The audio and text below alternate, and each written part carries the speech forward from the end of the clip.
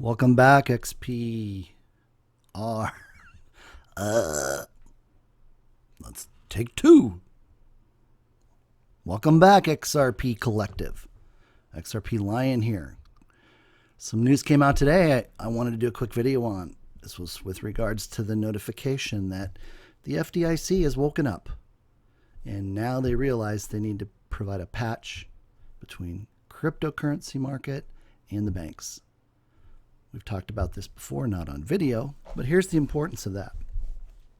Right now, the FDIC, which has been providing insurance to our deposits, hasn't been taking care of us. Nobody. Simple limitation of $250,000 with the type of wealth that people have today is just simply inadequate. And it's been inadequate for a long time. And that was on purpose. Part of the reason behind that was it gave the Fed control to regulate banks in a way that they were dependent upon the Fed. And the Fed was able to use this as leverage. Now think about it. If you did very well in crypto, you did very well in the stock market over the years, you walk into your local regional bank and want to put in $1 million, they'll gladly take it and most likely not even remind you that you're only insured for $250,000 unless you jump through a bunch of hoops. You have to sign beneficiary forms. You have to add beneficiaries to your account. All kinds of things. Way outside the scope of what the normal bank person would even be aware of. And many times, sometimes not even the managers. I've embarrassed bank managers before. They're embarrassed to know that they automatically put you into interest-bearing accounts and that back under the Obama administration, no judgment, they stuck in to one of the bills a change. And in that change, it identified the fact that, well, two changes. One, contents in a safety deposit box that are monetary in value, cash, gold, jewelry, that belongs to the bank now. Only paper documents, deeds, birth certificates, social security cards. That's the only thing you'd ever get back from your bank if it was taken over by the FDIC. Now here's the big news. Because the FDIC controls what the banks do, they use the FDIC in order to limit how much money you would get back in the event of a bank going under. So if you had over $1 million in your account, you're only covered for $250,000. They keep the rest. But here was the one that nobody was told about from the Obama situation. If you have an interest-bearing account and the bank goes under and is taken over by FDIC, you are now having to deal with the FDIC to get your money back. Because it's an interest-bearing account, they determine when and if you get your money back. And you say, well, how can that be? Well, because that's how they set it up. In the event that they crush the banking industry, which some suppose is coming, you won't have access to your money. However, here's the escape route.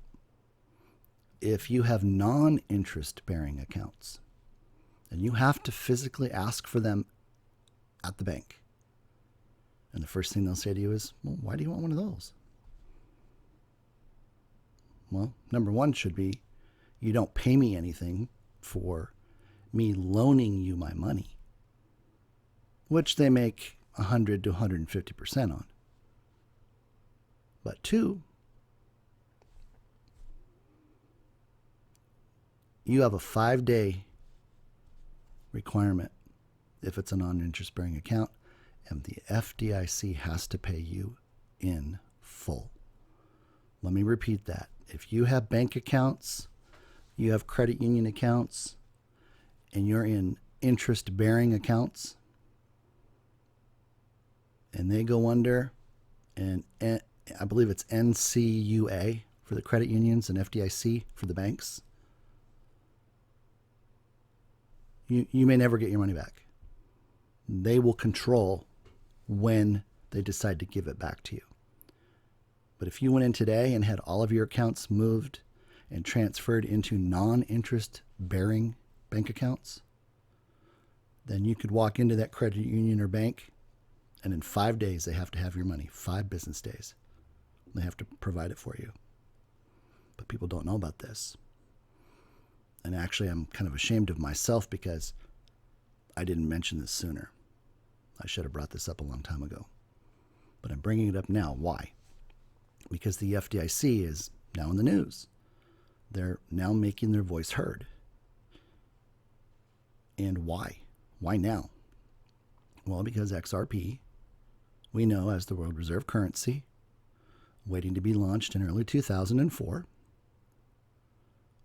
was the coin at the request of the Federal Reserve to provide the ability to tokenize all global financial market debt.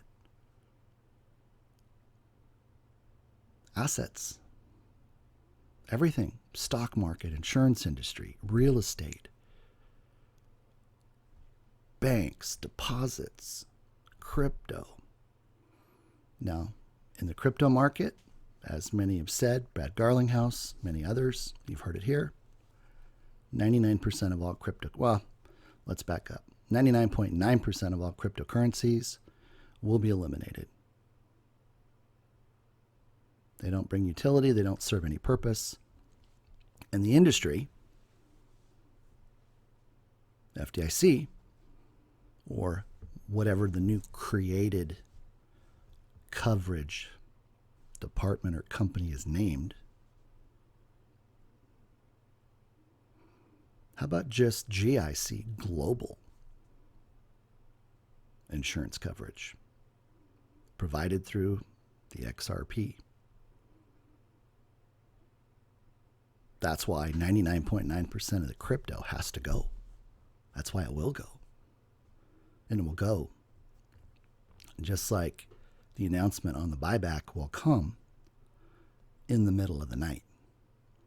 And you may have seen a post that I previously did, and the Lord reminded me to go back to the very first reveal on May 13th, where the great reveal provided the first proof. Well, the Lord said not only is it the first, it's also the last. So he's taking us back full circle through each one of those areas. And number 5 on the list was Tuesday morning. And he reminded me it would come on a Tuesday morning, because they're all multifaceted. Now, the post that I did on that day, May 13th, was number 6, the perfect math proof. That's what you're seeing now with the intentional revelation God just released with regards to the price, going from 5,975 up to the 22,500. And I have that perfect math proof. It's already been done. I've had it for well over a month. He just hasn't permitted me to release it in its fullest extent.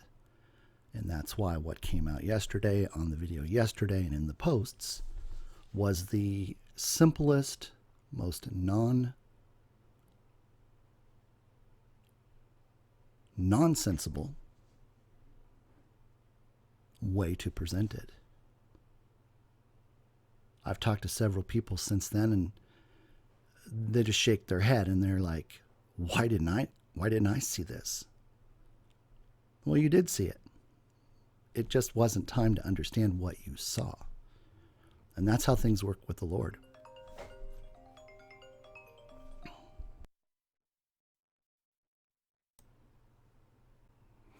And that's why we have to continue understanding exactly what's going on. Because if we don't, then we're going to get played because of the game that they're playing on us. So let's take a look at the slide. And here's what's going on. The FDIC has come in and said, hey, we need to figure out what to do. We need to figure out how to migrate crypto and banks together and provide protection and coverage. So Federal Reserve, OCC, FDIC, creating an interagency team. They had already talked about this back in May. And now it's coming up. Interesting that it just started in May. As if they thought they were going to be able to push off XRP and this buyback. No. The great reveal on May 13th was like the shot heard around the world. God spoke from heaven and said, this is what's going to happen. And that's what's happening. Every single day, something is being confirmed. And again, we have to be really careful that we're not out there searching FUD for another date. Okay? Dates don't matter right now. Do I put dates up there? Yes. Why? Because that's what the Lord says to do. Do we understand what's going to happen on that date? No. It's whatever He wants to happen. We have to know that everything happens in His perfect timing. And His timing's always perfect. Always. He's a keeper of His word. Always. And if He says something is, it's not because He's hoping it happens. That's what we do. That's where we become double-minded. And I see it happening all the time. I mean, I see people bouncing around. I see people where they post. I don't go looking for it. I'm not judging. But we have to be of one mind. Okay? In Matthew, it talks about us coming into one accord. When two or more are gathered, He is right there in the midst of it. And we're right there in the midst of it with Him right now, with XRP. That first great reveal identified number 7. The 7th phrase is Jubilee. And his narrative for that was rest. Allow Him to do what He's doing. Don't let your mind run around like a hamster on the wheel. And I took those letters and I said, resist every stupid thought. And there's a lot of them going around right now. Everybody wants to jump out there and claim their 15 minutes of fame. We'll go for it. I'm standing with the Lord. I'm standing firm. I'm standing on the rock, the foundation, by which all of this has been built, and I know you are too. If you're part of this XRP collective, we are of one mind. We are of one accord. And we have already seen His amazing power. He is moving heaven and earth for you. Every single day, He pours out His love. He pours out His protection. He pours out provision.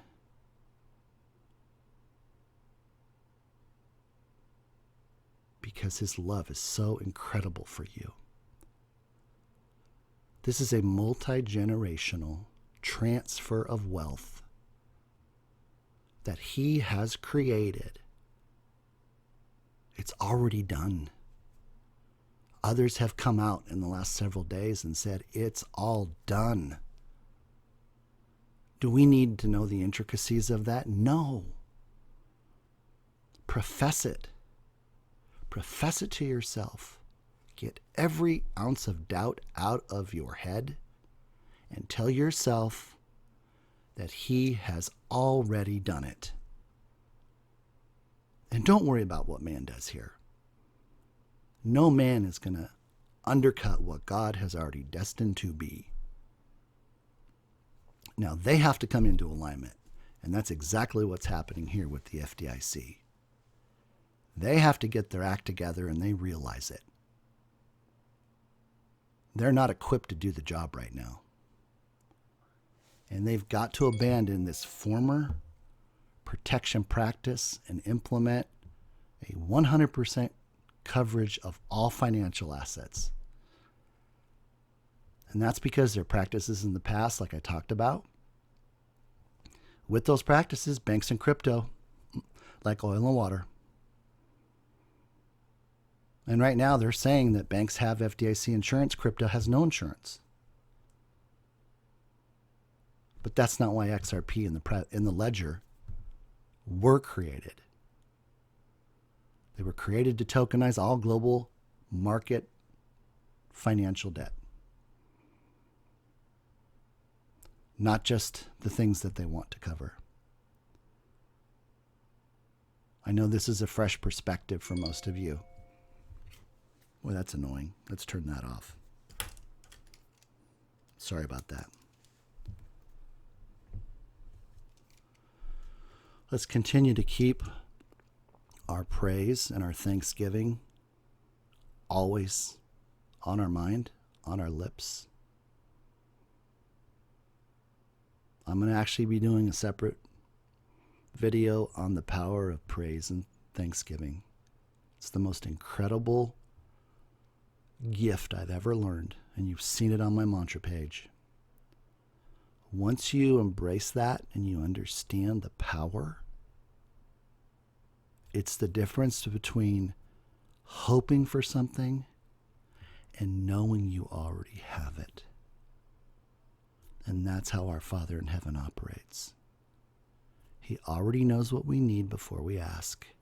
And like any great father, and I know there's dads and moms on here that can relate to this 100%, you know what your children need. And you go out and you acquire it before. So it's ready and it's waiting. It's like how many dads go out there and buy the bigger, better bike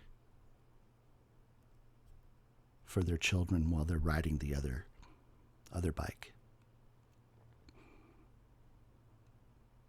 You all know when it's time to get the bigger bike with the training wheels, don't you? You don't have to be asked. You already know what they need. That's how our Father operates for us. So with that, we're just going to end right here. Have a blessed day, and we'll see you on the next video.